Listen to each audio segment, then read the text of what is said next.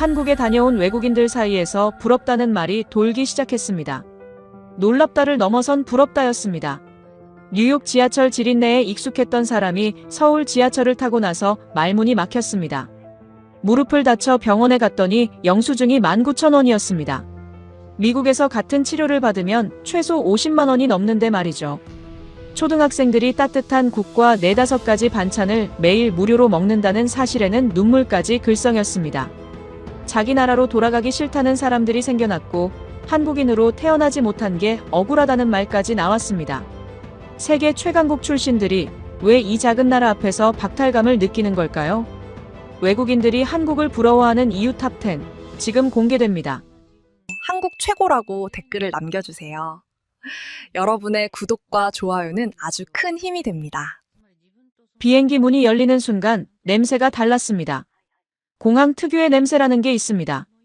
전 세계 어딜 가도 공항엔 공통적으로 항공유 냄새, 오래된 카펫 냄새, 수백만 명의 발길이 밟고 지나간 바닥에 묵은 냄새가 섞여 있어요. 저는 그 냄새가 그냥 공항의 냄새인 줄 알았습니다. 당연한 줄 알았어요. 그런데 인천국제공항 게이트를 나서는 순간 그 당연함이 와르르 무너졌습니다. 깨끗했어요. 공기가 형용하기 어렵지만 굳이 표현하자면 아무 냄새도 나지 않는 냄새랄까요? 거대한 유리 천장 사이로 자연광이 쏟아지고 있었고 그 빛 아래 공항 전체가 조용하고 단정하게 펼쳐져 있었습니다. 저는 사라 미첼입니다. CNN 국제부에서 20해째 일하고 있는 기자입니다. 중동의 분쟁 지역, 동유럽의 혼란한 국경지대, 남미의 밀림 한복판까지 전 세계 50개가 넘는 나라를 직접 발로 밟으며 취재했어요. 공항이라면 지겹도록 드나들었죠. 뉴욕 JFK, 런던 히스로, 두바이 국제공항, 파리 샤를드골. 공항 보고 감탄할 나이는 진즉에 지났다고 생각했습니다. 그런데 인천공항 앞에서 저는 솔직히 기가 좀 죽었습니다. 뉴욕 JFK를 떠올려 봅니다. 열흘 전 제가 출발했던 그 공항이에요. 좁고 낡은 게이트, 형광등이 반쯤 나간 천장, 줄을 서도 끝이 없는 입국 심사대, 어디 있는지. 한참을 헤매야 겨우 찾을 수 있는 수화물 찾는 곳. 그 앞을 가득 채운 택시 기사들의 고함 소리와 매캐한 배기가스 냄새. 그게 미국에서 제일 크다는 국제공항의 현실이었습니다. 제가 20해 동안 드나들며 당연하게 받아들였던 그 풍경이요.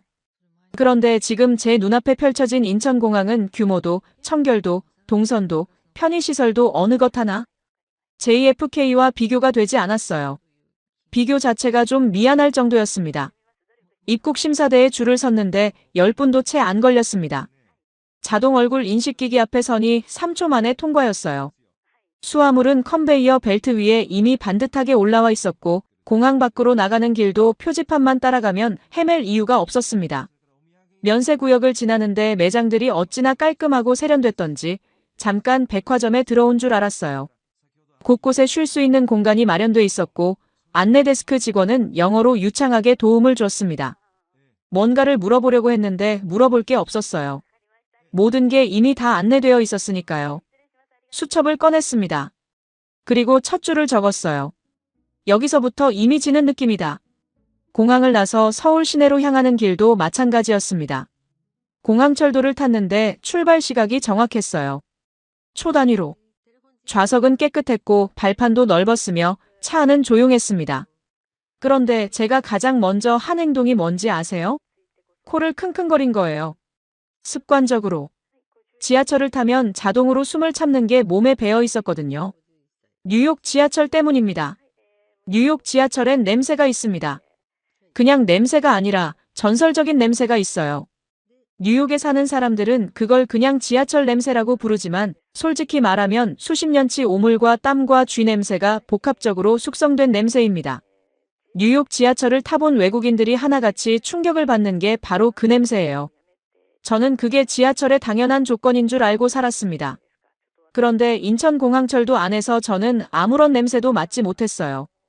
킁킁거리다가 멋쩍어서 주변을 살펴봤는데 한국 승객들은 그냥 자연스럽게 앉아서 핸드폰을 보거나 눈을 감고 있었습니다. 이게 이 사람들에겐 그냥 일상인 거였어요. 창문도 깨끗해서 밖이 선명하게 보였습니다. 뉴욕 지하철 창문은 낙서와 때로 뒤덮여 있어서 밖을 보려면 얼굴을 유리에 바짝 갖다 대야 했는데 여기선 그냥 앉아서 한국의 야경을 감상할 수 있었어요. 차창 밖으로 흘러가는 서울의 밤 풍경을 바라보다가 저는 피식 웃어버렸습니다. 황당해서요. 지하철 창문으로 야경을 본다는 게 이렇게 새로운 경험일 줄은 몰랐으니까요. 서울 도심에 들어서면서 또 한 번 멈칫했습니다. 도로가 깨끗했어요. 거리도 정돈돼 있었고 건물들은 낡은 것과 새 것이 자연스럽게 섞여 있으면서도 전체적으로 어수선한 느낌이 없었습니다. 블록마다 편의점이 있었고 그 편의점 하나하나가 작은 세계처럼 다양한 물건들로 빼곡하게 채워져 있었어요. 밤이 되어도 거리는 환했고 사람들이 제법 많이 다니고 있었습니다. 그리고 밤 11시쯤이었습니다. 숙소 근처를 혼자 걷고 있었는데 젊은 여성이 이어폰을 꽂고 혼자 걷고 있었어요. 빠르지도 느리지도 않게 그냥 천천히 아무렇지 않게 핸드폰을 들여다보며 어깨에는 작은 가방 하나 걸치고 저는 그 장면을 한참 바라봤습니다. 주변 사람들도 그 여성에게 눈길 한 번 주지 않았어요. 신경 쓰는 사람이 아무도 없었습니다. 뉴욕에서라면 절대 하지 않을 행동이었습니다. 저도 제 딸도 아니 제가 아는 뉴욕 여성이라면 누구도 밤에 혼자 이어폰까지 꽂고 핸드폰 보면서 걷지 않아요. 어릴 때부터 들어온 말이 있습니다. 밤에 혼자 다니지 마라. 이어폰 끼고 걷지 마라. 핸드폰 꺼내 들고 다니지 마라. 백팩은 앞으로 매라. 지갑은 안쪽 주머니에 넣어라. 그게 뉴욕에서 살아가는 기본 상식이었는데 이 여성은 그 상식을 죄다 어기면서도 아무런 긴장감 없이 걷고 있었습니다. 수첩에 두 번째 줄을 적었습니다. 우리 딸은 저렇게 못 다닌다. 그리고 잠깐 펜을 멈췄어요. 왠지 모르게 가슴 한켠이 묵직해졌거든요. 부러움이라는 감정이 이렇게 갑자기 찾아오는 건지 몰랐습니다. 공항에서 숙소까지 채 몇 시간이 되지 않는 시간이었어요. 짐도 풀지 않았고 취재 한 줄 하지 않았습니다. 그런데 이미 이 나라는 제가 예상했던 것과 완전히 달랐어요. 저는 K-드라마나 나오는 나라쯤으로 가볍게 생각했습니다. 잠깐 취재하고 돌아가면 되는 곳이라고. 그런데 첫날 밤부터 뭔가 단단히 잘못 생각했다는 걸 느끼기 시작했습니다. 침대에 누웠지만 쉽게 잠이 오지 않았어요. 내일은 또 뭘 보게 될까? 그리고 솔직히 조금 두려웠습니다. 이게 더 부러워지면 어떡하나 싶어서요. 첫날 밤 거리를 걷다가 인도턱에 발이 걸렸어요. 별것 아닌 것 같았는데 다음날 아침 일어나 보니 오른쪽 무릎이 퉁퉁 부어 있었습니다. 시큰거리는 정도가 아니라 계단을 내려갈 때마다 소리가 지르고 싶을 만큼 아팠어요. 해외 취재 중 다치는 건 이번이 처음이 아니었습니다. 중동에서 취재할 때 발목을 삐었고 남미에서는 열병으로 사흘을 앓은 적도 있어요. 그래서 해외에서 병원 가는 게 얼마나 번거롭고 비싼 일인지 몸으로 잘 알고 있었습니다. 일단 숙소 프런트에 물어봤어요. 근처에 정형외과 있냐고. 직원이 핸드폰으로 검색을 하더니 걸어서 5분 거리에 있다고 했습니다. 예약이 필요하냐고 물었더니 그냥 가시면 된다고 했어요. 그냥요? 미국에서 정형외과 전문의를 만나려면 적어도 2주에서 한 달은 기다려야 합니다. 그것도 주치의가 먼저 의뢰서를 써줘야 전문의 예약 자체가 가능해요. 의뢰서 없이는 전문의를 만날 수조차 없는 구조입니다. 그리고 보험회사에 사전 승인을 받아야 하고 승인이 나도 본인 부담금이 따로 붙고 검사를 받으면 검사비가 또 따로 청구되는 구조예요. 미국에서 무릎이 아파 전문의에게 진료받고 엑스레이까지 찍으면 최소 50만 원, 보험이 없으면 100만 원이 훌쩍 넘는 경우도 흔합니다. 그래서 많은 미국인들이 그냥 참아요. 진짜로요. 참을 수 없을 만큼 아파질 때까지 버티다가 응급실을 갑니다. 응급실이요. 미국 응급실 한번 다녀오면 어떤 일이 벌어지냐면 청구서가 나중에 날아옵니다. 구급차를 불렀다면 거기서부터 시작이에요. 구급차 한 번 타는데 최소 300만 원에서 400만 원이 깨집니다. 달러로 2,500달러에서 3,000달러 수준이에요. 구급차 타고 응급실 가서 의사 얼굴 보고 피검사 한 번 하면 그게 또 수백만 원이 됩니다. 보험이 있어도 공제 금액이 워낙 높아서 실제로 내야 하는 돈이 만만치 않아요. 그래서 미국인들 사이에서는 이런 말이 있습니다. 아프면 일단 버텨라. 병원 가면 더 아프다. 그런 생각을 머릿속에 가득 안고 정형외과 문을 밀었습니다. 접수대에 외국인이라고 했더니 여권 주세요 라고 했어요. 여권을 건네고 잠깐 기다렸습니다. 진짜 잠깐이었어요. 10분도 안 됐습니다. 이름이 불렸고 진료실로 들어갔어요. 의사 선생님이 제 무릎을 직접 만져보더니 엑스레이 한번 찍어봅시다 했습니다. 미국이었다면 그 말 한마디가 나오기까지 몇 주가 걸렸을 거예요. 여기선 그냥 바로 복도 건너편 검사실로 걸어갔습니다. 엑스레이 결과는 같은 날 나왔어요. 진료실에서 사진을 같이 보면서 의사 선생님이 설명해줬습니다. 뼈에는 이상 없고 인대가 살짝 늘어난 거라고.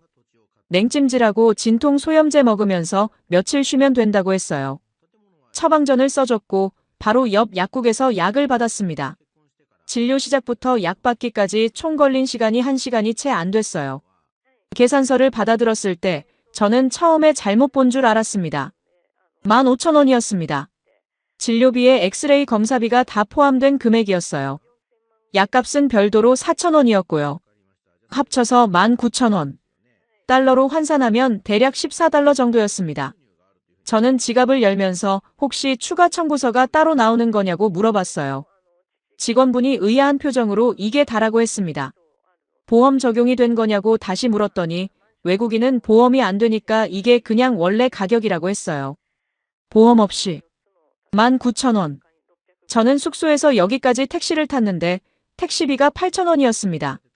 서울에서 무릎 다쳐서 전문의한테 진료받고 엑스레이 찍은 비용이 공항에서 숙소까지 오는 택시비보다 조금 더 나온 거예요. 이 사실을 머릿속으로 몇 번이나 되뇌었습니다. 계속 이상하게 느껴졌거든요.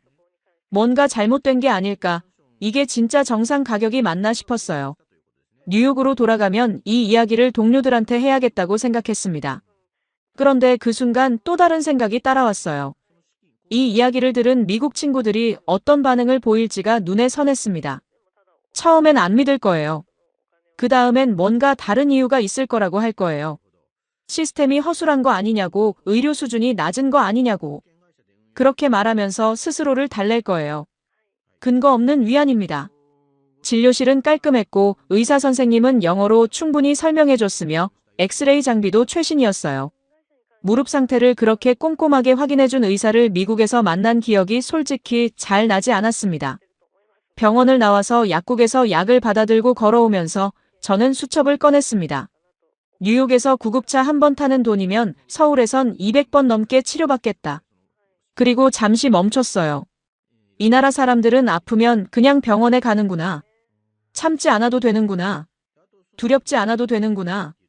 그게 당연한 나라에서 살고 있구나. 그 당연함이 저는 왜 이렇게 낯설게 느껴지는지, 그리고 왜 이렇게 부러운지. 무릎보다 그게 더 시큰거렸습니다. 약을 챙겨 먹고 냉찜질을 하면서 이런 생각을 했어요. 한국의 의료 이야기는 이미 세계 여러 곳에서 회자됩니다. 하지만 직접 경험하기 전까지 그냥 통계 속 숫자였어요. 코로나 시기에 한국의 방역 대응이 얼마나 빠르고 체계적이었는지 전 세계 언론이 떠들썩하게 보도했을 때도 저는 그냥 잘 갖춰진 나라인가 보다 정도로만 생각했습니다. 그게 내 무릎 하나로 이렇게 생생하게 체감될 줄은 몰랐어요. 이 나라에서는 아픈 게 재앙이 아니었습니다. 그냥 불편함이었어요. 그 차이가 얼마나 큰지 저는 19,000원짜리 영수증 한 장으로 배웠습니다. 한국에서 처음으로 운 건 밥 때문이었습니다. 정확히는 밥상 때문이었어요. 아니, 더 정확히 말하면 아이들 밥상 때문이었습니다. 무릎이 어느 정도 가라앉고 나서 서울 시내 초등학교 취재 허가를 받았어요. 교육 시스템을 들여다보는 기사를 쓸 계획이었는데 점심시간에 맞춰 학교에 도착했습니다. 교장 선생님이 급식실도 보여주겠다고 하셔서 따라갔어요. 그리고 멈췄습니다. 배식대 위에 음식들이 줄지어 놓여 있었어요. 따뜻한 쌀밥, 국, 김치, 그리고 반찬이 4-5가지. 아이들이 식판을 들고 차례로 받아가는데 식판 위에 담기는 것들이 어찌나 다채로운지 처음엔 뭔가 특별한 날인 줄 알았습니다. 무슨 행사가 있냐고 교장 선생님께 물었더니 아니요, 그냥 오늘 급식이에요 라고 하셨어요. 그냥 급식이요. 저는 초등학교 시절 점심으로 무엇을 먹었는지 기억합니다. 선명하게요. 냉동 피자였어요. 오븐에 구워 나온 피자, 냉동 감자튀김, 종이팩 우유. 그게 화요일 메뉴였고 목요일엔 치킨 너겟이 나왔습니다. 금요일은 그나마 나은 날이었는데 핫도그가 나왔거든요. 채소라고 부를 수 있는 게 나오던 날이 거의 없었어요. 나와도 케첩이었습니다. 미국 학교 급식이 형편없다는 건 미국 안에서도 오래된 논쟁거리입니다. 언론도 여러 번 다뤘고 유명 셰프들이 개선 캠페인을 벌이기도 했어요. 오바마 행정부 시절에는 학교 급식 개혁이 정책 의제에 오르기도 했습니다. 그런데 지금도 많은 학교에서 냉동식품 위주의 급식이 나와요. 그 나라의 아이가 이 나라 급식을 보면 어떤 표정을 지을까 하는 생각이 들었습니다. 식판을 받아든 아이들이 자리에 앉는 모습을 지켜봤어요. 국을 먹고 김치를 집어먹고 반찬을 이것저것 맛보는 자연스러운 모습이었습니다. 어떤 아이는 김치를 자박자박 씹으며 옆 친구와 웃고 있었어요. 그게 너무 당연한 일상인 표정으로요. 저는 그 장면을 보면서 뭔가 가슴이 먹먹해졌습니다. 설명하기 어려운 감정이었는데 굳이 이름을 붙이자면 박탈감에 가까웠어요. 내가 저 나이일 때 저런 밥을 먹었더라면. 복도로 나와서 교장 선생님께 급식비가 얼마나 되냐고 물었습니다. 무료라고 하셨어요. 서울 시내 초등학교는 전면 무상급식이라고. 학부모가 급식비를 따로 내지 않는다고 하셨습니다. 저는 그 말을 듣고 잠시 말을 잃었어요. 무료인데 이 수준이라고요.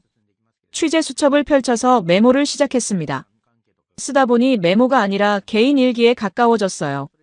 냉동 피자를 먹으며 자란 아이와 따뜻한 국밥과 김치를 먹으며 자란 아이. 어른이 됐을 때 몸이 다를 수밖에 없겠다. 한국의 식문화를 조금 더 들여다보면서 놀란 건 급식만이 아니었습니다. 한국에는 발효 음식 문화가 있어요. 김치는 가장 유명한 예지만 그게 전부가 아닙니다. 된장, 간장, 고추장, 청국장. 수백 가지의 젓갈과 장류가 수천 년의 시간을 거쳐 지금까지 이어져 오고 있어요. 발효 음식은 최근 세계적으로 건강식으로 주목받고 있는데 한국은 그걸 이미 일상 밥상 위에 수천 년 전부터 올려두고 있었습니다. 숙소로 돌아오는 길에 편의점을 들렀어요. 뭔가 간단히 먹을 걸 사려고요. 편의점 안을 둘러보는데 갑자기 허탈한 웃음이 나왔습니다. 편의점 한 구석에 따뜻한 국밥이 있었거든요. 즉석이지만 뚝배기 모양 용기에 담긴 국밥이 5,000원도 안 되는 가격으로 진열대에 놓여 있었어요. 편의점 음식으로 국밥을 먹는 나라. 그것도 꽤 맛있는 국밥을요. 저는 그걸 하나 사서 먹으면서 생각했어요. 사람은 무엇을 먹느냐에 따라 달라진다는 말을 어릴 때부터 들어왔어요. 그런데 그 말이 이렇게 피부로 와닿은 건 처음이었습니다. 학교 급식 하나를 보고 나서 저는 음식이 단순히 배를 채우는 문제가 아니라는 걸 새삼 깨달았어요. 어릴 때부터 어떤 음식을 먹고 자라느냐는 미각의 문제가 아니라 몸의 구성 자체에 영향을 미치는 문제였습니다.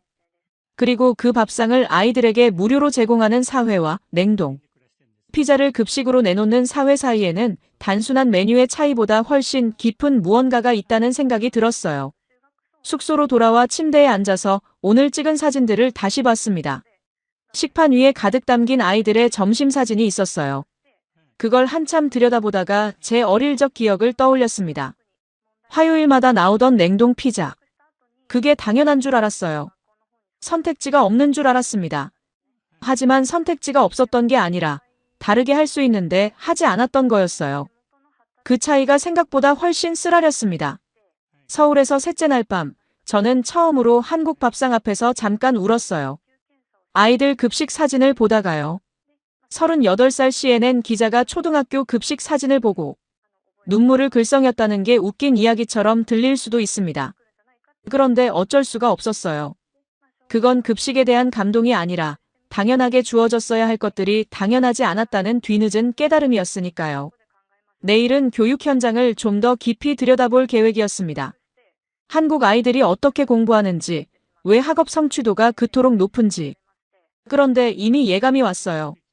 내일도 아마 또 부러워지겠구나 싶었습니다. 한국 아이들이 왜 똑똑한지 저는 젓가락에서 처음 힌트를 얻었습니다. 취재 이틀째 오전 서울 시내 초등학교 수업을 참관했습니다. 교장 선생님이 여러 학년을 돌아볼 수 있도록 배려해 주셨어요. 저는 수업 내용보다 아이들 자체를 관찰했습니다. 손을 드는 방식, 필기하는 속도, 선생님 설명을 듣는 자세. 뭔가 다르다는 느낌이 들었는데 처음엔 그게 뭔지 정확히 짚어내지 못했어요. 그러다 점심시간 급식실에서 다시 아이들을 봤습니다. 그리고 알아챘어요. 손이었습니다. 아이들이 젓가락을 쓰고 있었어요. 당연한 얘기 같지만 제가 놀란 건 그게 아니었습니다. 초등학교 저학년 17살짜리 아이들이 젓가락으로 작은 콩자반을 집어먹고 있었어요. 미끄럽고 작은 콩알을 얇은 쇠젓가락 2개로 흘리지 않고 능숙하게. 그게 너무 자연스러운 나머지 저는 한참을 그냥 바라봤습니다. 미국 아이들은 그 나이에 포크를 씁니다. 포크는 찍으면 되니까 손에 정밀한 제어가 필요 없어요. 젓가락은 달라요. 2개의 막대를 서로 다른 힘으로 조절하면서 물체를 집어야 하는데 손가락 관절 여러 개가 동시에 서로 다른 방향으로 미세하게 움직여야 합니다. 뇌과학자들이 젓가락질을 두고 손가락 근육과 두뇌를 동시에 발달시키는 행위라고 말하는 이유가 있었어요. 한국 아이들은 밥을 먹으면서 매일 그 훈련을 하고 있었습니다. 훈련이라고 인식하지 않은 채로요. 숙소로 돌아와 자료를 확인했습니다. 24년에 발표된 국제 IQ 비교 데이터였어요. 109개 나라를 대상으로 한 조사였는데 한국은 평균 IQ 110.8로 5번째였습니다. 세계 평균이 99.6이었으니 세계 평균보다 11점 이상 높은 거였어요. 미국은 어디였냐고요? 96.5, 77번째였습니다. 세계 평균에도 못 미쳤어요. 저는 이 숫자를 처음 봤을 때 솔직히 좀 불편했습니다. 인정하고 싶지 않은 데이터였거든요. 그런데 숫자는 숫자예요. 불편하다고 틀린 게 아니었습니다. 여기서 중요한 건 한국 사람들이 태어날 때부터 더 똑똑하다는 게 아니에요. 유전자가 나라별로 다를 이유는 없으니까요. 중요한 건 한국이라는 사회 시스템이 사람을 더 똑똑하게 만드는 방향으로 설계되어 있다는 거였습니다. 밥상에서부터 학교에서, 일상에서, 손가락을 쓰는 방식에서까지. 그 설계가 수백 년에 걸쳐 차곡차곡 쌓여온 거예요. 학교 수업도 그랬어요.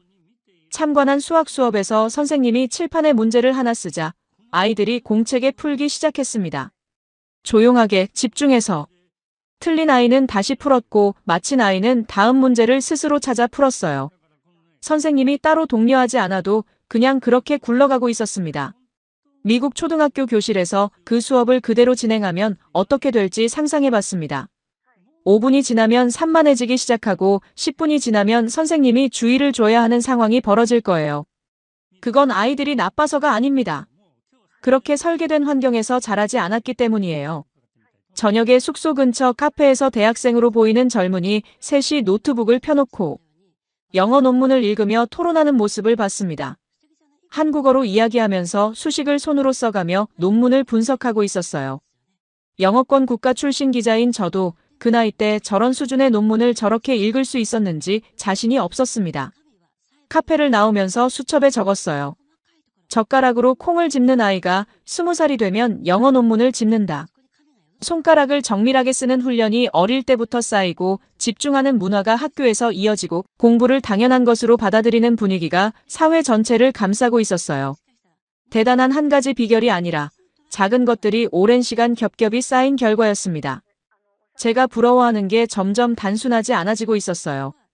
처음엔 공항이 부러웠고 병원비가 부러웠고 급식이 부러웠습니다. 그런데 이제는 이 나라가 사람을 키우는 방식 자체가 부러워지고 있었어요. 시스템이 부러운 거였습니다. 그리고 시스템이 부러운 건 지하철이나 병원비가 부러운 것보다 훨씬 더 무거운 감정이었어요. 내일은 반도체 공장 취재가 예정되어 있었습니다. 처음엔 그냥 경제기사를 위한 일정이었는데 이제는 다르게 보일 것 같았어요. 젓가락을 쥐며 자란 손이 반도체를 만든다는 게 그게 그냥 우연이 아닐 것 같아서요. 반도체 공장 취재 허가를 받는데 꽤 공을 들였습니다. 보안이 워낙 철저해서 내부까지 들어가긴 어려웠고 결국 경기도에 위치한 관련 연구시설 로비와 홍보관까지만 접근할 수 있었어요. 그래도 담당자가 직접 설명을 해주겠다고 해서 노트북과 카메라를 들고 찾아갔습니다. 솔직히 말하면 출발하기 전까지만 해도 그렇게 기대가 크지 않았어요. 반도체라는 게 결국 작은 칩 이야기고 경제기사에 들어갈 숫자 몇 개 건지면 되겠다고 가볍게 생각했습니다. 그 가벼운 생각이 시설 홍보관에 들어선 지 30분 만에 완전히 박살났어요. 담당자가 화면 앞에 서서 설명을 시작했습니다. HBM이라는 단어가 처음 나왔을 때 저는 솔직히 뭔지 몰랐어요. 고대 역폭 메모리, 즉 HBM은 AI 연산에 특화된 고성능 메모리 반도체입니다. 챗GPT가 질문에 답할 때, 자율주행차가 도로를 인식할 때, 전 세계 데이터 센터가 정보를 처리할 때 그 모든 연산의 핵심에 이 칩이 들어간다고 했어요. 그리고 그 칩의 전 세계 생산량 중 약 80%가 한국에서 나온다고 했습니다. 저는 그 숫자를 듣고 잠깐 멈췄어요. 80%라고요? 다시 확인했습니다. 맞았어요. SK 하이닉스가 60%에 가까운 점유율로 세계 1위였고 삼성전자가 그 뒤를 잇고 있었습니다. 일반 메모리 반도체인 D램 시장도 마찬가지였어요. 삼성과 SK하이닉스를 합치면 전 세계 D램 시장의 약 70%를 한국이 쥐고 있었습니다. 저는 지금 2026년의 이야기를 하고 있어요. AI 전쟁이라는 말이 나온 지 꽤 됐지만 지금 이 순간은 그 전쟁이 진짜 격화된 시점입니다. 미국의 빅테크 기업들, 중국의 거대 IT 기업들, 유럽의 AI 스타트업들이 앞다투어 더 크고 빠른 AI 모델을 내놓고 있어요. 그 경쟁의 핵심 자원은 GPU이고 GPU 안에 들어가는 핵심 부품이 바로 HBM입니다. HBM 없이는 AI 연산 자체가 불가능해요. 아무리 뛰어난 소프트웨어를 만들어도 아무리 많은 돈을 쏟아부어도 이 칩이 없으면 그냥 깡통이에요. 그 깡통을 면하게 해주는 나라가 한국이었습니다. 담당자가 말했어요. 미국 AI 기업들이 한국 반도체 수급에 차질이 생길 때마다 얼마나 긴장하는지 아느냐고. 엔비디아, 마이크로소프트, 구글. 이 회사들의 AI 사업이 한국 공장 가동률에 직접 영향을 받는다는 걸 미국 본토에 있을 때는 피부로 느끼기 어렵다고 했어요. 저도 그랬습니다. 실리콘밸리 취재를 꽤 해봤는데 거기서 한국 이야기가 나오는 경우가 그렇게 많지 않았거든요. 그런데 한국에서 보니까 보였어요. 연결고리가. 세계가 AI를 갖고 싸우는 동안 한국은 그 싸움의 탄약을 만들고 있었습니다. 홍보관 한쪽 벽에 세계 지도가 걸려 있었어요. 한국 반도체가 공급되는 나라들이 표시되어 있었는데 지도가 거의 다 채워져 있었습니다. 미국, 중국, 일본, 유럽 전역, 동남아시아, 중동까지. 저는 그 지도를 한참 바라봤어요. 면적으로 보면 한국은 작은 나라입니다. 미국의 한 개 주보다도 작아요. 그런데 그 작은 나라가 전 세계 AI 산업의 심장을 쥐고 있었습니다. 심장이 멈추면 몸 전체가 멈추듯 한국 반도체 공급이 끊기면 전 세계 AI 생태계가 흔들리는 구조였어요. 이게 과장이 아니라는 걸 담당자가 꺼내놓은 수치들이 하나하나 증명하고 있었습니다. 취재를 마치고 나오는 길에 혼자 생각에 잠겼어요. 미국은 반도체 산업의 주도권을 되찾겠다며 막대한 보조금을 쏟아붓고 있습니다. 반도체 지원법을 만들고 자국 내 공장 건설을 독려하고 있어요. 그 배경에는 한국과 대만에 대한 의존도를 줄이고 싶다는 절박함이 있습니다. 그런데 반도체 공장 하나를 짓는데 수조 원이 들고 첨단 공정 기술을 확보하려면 수십 년의 축적이 필요해요. 돈을 쏟는다고 하루아침에 따라잡을 수 있는 게 아니었습니다. 한국은 그 수십 년을 이미 걸어온 나라였어요. 삼성이 반도체 사업에 뛰어들던 시절 많은 사람들이 비웃었다고 합니다. 메모리 반도체는 일본이 장악하고 있었고 기술 격차는 넘사벽이었어요. 그런데 한국은 포기하지 않았습니다. 실패하고 다시 투자하고 또 실패하고 또 투자했어요. 그게 쌓이고 쌓여서 지금 세계 80%의 HBM이 한국에서 나오는 현실이 된 거였습니다. 시설을 나서면서 수첩에 적었어요. 세계가 AI를 갖고 싸우는 동안 한국은 그 싸움의 탄약을 만들고 있다. 그리고 조용히 이미 이겼다. 돌아오는 차 안에서 창밖을 바라보다가 묘한 감정이 올라왔습니다. 부러움이었는데 이번엔 그 결이 좀 달랐어요. 지하철이나 병원이나 급식이 부러울 때는 제가 받지 못한 편의를 부러워하는 감정이었습니다. 그런데 지금 이 부러움은 달랐어요. 세계가 필요로 하는 것을 만드는 나라, 그 나라가 된다는 게 어떤 의미인지를 부러워하는 감정이었습니다. 작은 나라가 세계의 뇌를 만들고 있었어요. 그리고 그 사실을 정작 세계는 잘 모르고 있었습니다. 한국에 오기 전 저는 한류를 트렌드 정도로 생각했습니다. 유행은 왔다가 가는 거니까요. 저도 넷플릭스에서 오징어 게임을 봤고 BTS 노래를 들어봤으며 한국 드라마가 미국에서 인기 있다는 기사를 썼습니다. 그런데 기사를 쓰면서도 속으로는 이게 한때의 유행이겠거니 했어요. 일본 애니메이션이 한때 세계를 휩쓸었던 것처럼 시간이 지나면 잦아들겠거니 했습니다. 서울에 와서 생각이 바뀌었어요. 완전히요. 취재 중에 홍대 근처를 걸을 일이 있었습니다. 주말 오후였어요. 거리에 외국인들이 넘쳤는데 단순한 관광객 분위기가 아니었습니다. 한국 아이돌 굿즈를 들고 있는 동남아시아 청년들, 한국어로 된 간판을 사진 찍는 유럽 여성들, 떡볶이를 먹으며 브이로그를 찍는 미국 대학생들. 그들이 공통적으로 하는 행동이 있었어요. 한국어를 쓰려고 노력하는 거였습니다. 서툴지만 진지하게요. 저는 그 장면이 꽤 오래 머릿속에 남았습니다. 영어는 세계 공용어입니다. 전 세계 어딜 가도 영어를 배우려는 사람들이 있어요. 그런데 한국어를요?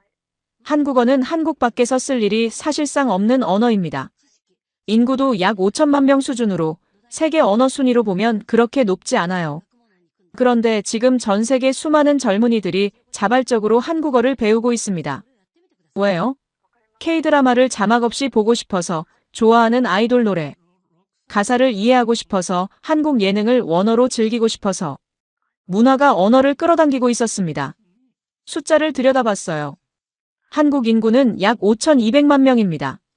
전 세계 인구의 약 0.6%예요. 그 0.6%가 만들어낸 콘텐츠가 지금 어디까지 갔는지를 생각하면 머리가 좀 어지러워집니다.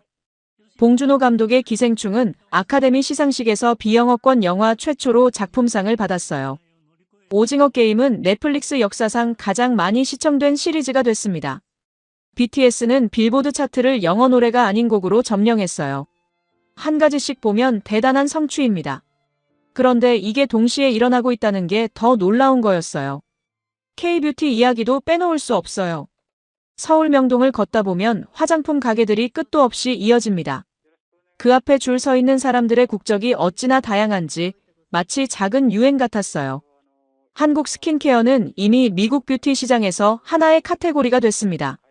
세럼, 앰플, 시트 마스크, 선크림. 이 단어들이 미국 뷰티 유튜버들의 일상 언어가 된 지 꽤 됐어요. 한국 브랜드를 쓴다는 게 뷰티의 진심이라는 신호로 통하는 세상이 됐습니다. 음식도 그렇습니다. 제가 뉴욕에서 살 때 한국 식당은 코리아타운 안에서만 주로 찾아볼 수 있었어요. 그런데 지금은 달라요. 맨해튼 곳곳에 한국식 바비큐 식당이 생겼고 편의점에서 불닭볶음면을 파는 게 자연스러운 일이 됐습니다. 김치는 이미 서양 건강식품 코너에서 찾을 수 있고 한국식 치킨은 뉴욕 배달앱에서 상위권 메뉴에 올라 있어요. 문화 수출이라는 표현을 씁니다. 그런데 저는 서울에 와서 그 표현이 좀 부족하다는 생각을 했어요. 수출은 물건을 보내는 거잖아요. 한국이 하고 있는 건 그게 아니었습니다. 한국은 세계 사람들이 스스로 원해서 끌려오게 만들고 있었어요. 밀어내는 게 아니라 당기는 거였습니다. 저 같은 경우만 봐도 그래요. 저는 취재를 하러 왔지만 어느 순간부터 취재 대상이 아니라 한국 문화를 소비하고 있는 제 자신을 발견했습니다. 숙소 근처 분식집에서 떡볶이를 먹으며 한국 드라마를 찾아보고 있었어요. CNN 기자가 서울 골목 분식집에서 드라마를 보고 있다니 1년 전에 저라면 상상도 못할 장면이었습니다. 한국 문화 콘텐츠에는 뭔가 독특한 게 있어요. 화려하지만 공허하지 않고 대중적이지만 깊이가 있습니다. 기생충을 보면서 전 세계 사람들이 자기 나라 이야기처럼 느끼는 건 그 안에 보편적인 인간의 감정이 담겨 있기 때문이에요. BTS 노래가 언어를 몰라도 감동을 주는 건 그 안에 진심이 있기 때문이고요. 흉내낼 수 없는 건 기술이 아니라 진심이었습니다. 취재 노트를 정리하다가 문득 이런 생각이 들었어요. 미국은 오랫동안 문화 강국이었습니다. 헐리우드, 팝 음악, 패스트푸드, 청바지. 미국 문화가 세계를 덮은 시대가 있었어요. 지금도 그 영향력은 여전히 크고요. 그런데 최근 10여 년 사이에 뭔가 달라지고 있었습니다. 세계 젊은이들이 미국 콘텐츠만큼 어떤 면에서는 그보다 더 열정적으로 한국 콘텐츠를 소비하고 있었어요. 저는 그걸 부정하고 싶지 않았습니다. 사실이니까요. 수첩에 적었어요. 한국은 우리에게 소개되는 나라가 아니었다. 어느새 우리를 흡수하는 나라가 되어 있었다. 내일은 전혀 다른 취재가 기다리고 있었습니다. 한국의 역사, 그것도 가장 극적인 순간들을 들여다볼 계획이었어요. 훈민정음과 이순신 장군 이야기였습니다. 솔직히 역사 취재는 좀 지루하지 않을까 생각했는데 그 생각이 또 틀렸습니다. 한국 역사는 지루하지 않았어요. 오히려 믿기 어려웠습니다. 역사 취재를 준비하며 한국의 문자를 처음 접했을 때 저는 솔직히 오만한 생각을 했습니다. 아무리 쉽다 한들 한 나라의 문자를 익히는데 몇 달은 걸리겠지라고요. 하지만 그 오만함이 깨지는 데는 정확히 2시간이 걸렸습니다. 담당 코디네이터가 건네준 자음 14개와 모음 10개의 표를 훑어본 지 불과 2시간 만에 저는 뜻은 몰라도 거리의 간판들을 소리내어 읽기 시작했습니다. 이건 언어를 배운다는 개념이 아니라 마치 잘 설계된 소프트웨어 매뉴얼을 익히는 기분이었습니다. 영어나 프랑스어처럼 수천 년간 무질서하게 변형되어 온 서구의 언어들은 수많은 예외 규칙과 불규칙, 변화라는 언어적 혼란을 품고 있습니다. 하지만 1443년 세종이라는 천재적인 군주가 창제한 한글은 철저히 과학적이고 논리적이었습니다. 발음 기관의 모양을 본떠 글자를 만들고 디지털 시대의 바이너리 코드처럼 명확한 규칙으로 조합되는 이 문자를 보며 저는 전율을 느꼈습니다. 2026년 현재 전 세계 AI 학자들이 한글을 컴퓨터와 가장 완벽하게 통신할 수 있는 문자로 꼽는 이유를 기자로서 비로소 이해한 순간이었습니다.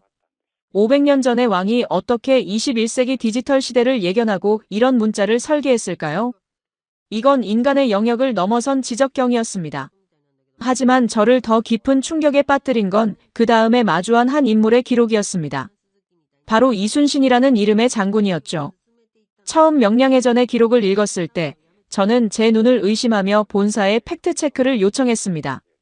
배 12척으로 133척의 함대를 격파했다는 대목은 제 상식으로는 명백한 과장된 영웅 신화였으니까요.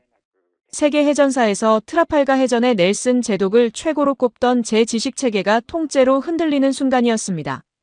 하지만 기록은 거짓말을 하지 않았습니다. 울돌목의 좁은 수로와 물살의 방향, 적의 심리까지 계산에 넣은 치밀한 전술. 그것은 무모한 용기가 아니라 완벽하게 통제된 군사적 승리였습니다. 죽고자 하면 살 것이고 살고자 하면 죽을 것이다라는 그의 말은 절망적인 상황에서도 시스템을 가동시킨 리더의 차가운 이성이었습니다. 더욱 저를 숙연하게 만든 것은 그의 일기, 난중일기였습니다. 전장에서 어머니를 그리워하고 고뇌에 찬 인간적인 모습을 보이며 이토록 불가능한 승리를 일궈냈다는 사실은 그가 단순히 신화 속 인물이 아니라 우리와 같은 피를 가진 인간이었음을 증명했기 때문입니다. 저는 이순신 장군의 기록 앞에서 한참을 움직일 수 없었습니다.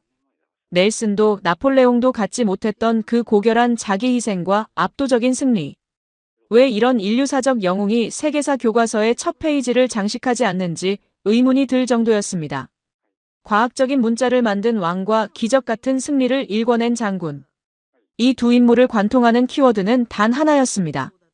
바로 백성을 향한 지극한 사랑과 불가능에 도전하는 정교함이었죠. 이제 서울에서의 마지막 취재만을 남겨둔 밤, 제 수첩은 부러움의 기록들로 가득 찼습니다. 하지만 제 마음 한구석에는 여전히 풀리지 않는 질문이 남아 있었습니다. 도대체 이 사람들은 무엇이 다르기에 그토록 비극적인 역사 속에서도 매번 다시 일어서는 것일까? 그 마지막 퍼즐 조각을 찾기 위해 저는 한국의 가장 아픈 역사이자 동시에 가장 찬란한 기적인 그들의 회복력을 들여다보기로 했습니다. 서울에서의 마지막 취재 장소는 용산의 전쟁기념관이었습니다. 솔직히 말씀드리면 입구에 들어설 때 제 마음은 돌덩이를 얹은 듯 무거웠습니다. 전 세계의 비극을 기록해온 기자로서 전쟁의 잔상은 늘 고통스러우니까요. 하지만 그곳에서 제가 마주한 것은 죽음의 기록이 아니라 인류사에서 유례를 찾을 수 없는 부활의 기록이었습니다. 1953년 휴전 직후의 한국을 보십시오. 건물은 무너졌고 토양은 타버렸으며 1인당 국민소득은 아프리카 최빈국보다도 낮았습니다. 전 세계가 이 나라는 재건하는데 최소 100년은 걸릴 것이라며 고개를 저었죠.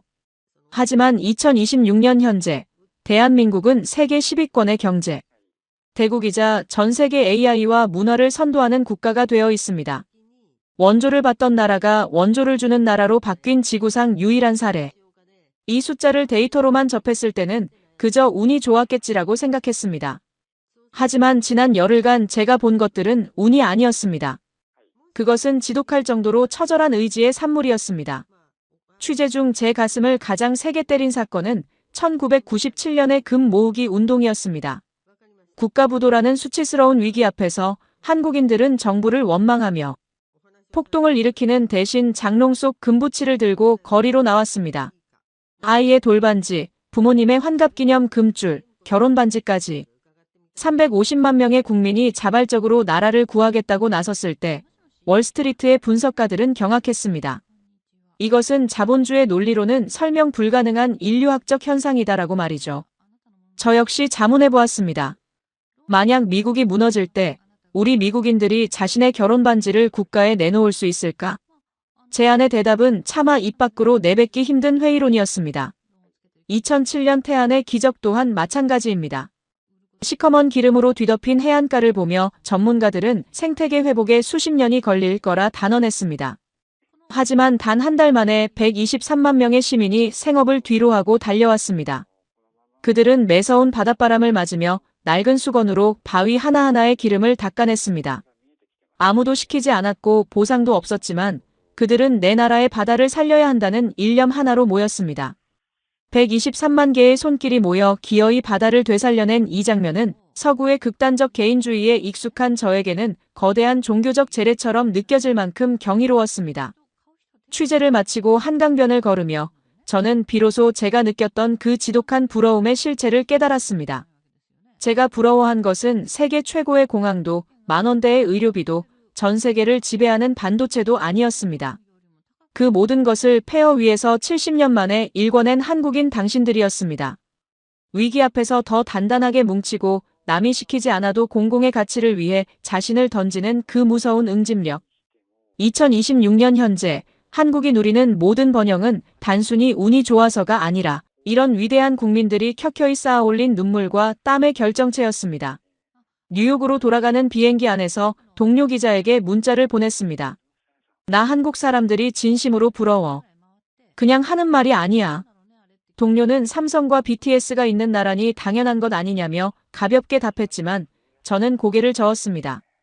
아니, 삼성이랑 BTS가 어떻게 나왔는지를 봐야 해. 그걸 알면 부럽지 않을 수가 없어. 비행기 창밖으로 멀어지는 한국의 해안선을 보며 저는 확신했습니다. 이 작은 나라는 결코 소멸하지 않을 것입니다. 젓가락으로 지성을 깨우고 12척의 배로 기적을 만들며 위기 때마다 금반지를 들고 나오는 국민이 있는 한 대한민국은 언제나 인류의 새로운 길을 제시할 것입니다.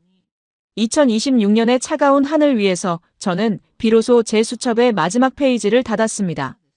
그곳엔 단 한 문장만이 남겨져 있었습니다. 나는 오늘 가장 위대한 국민을 보았다.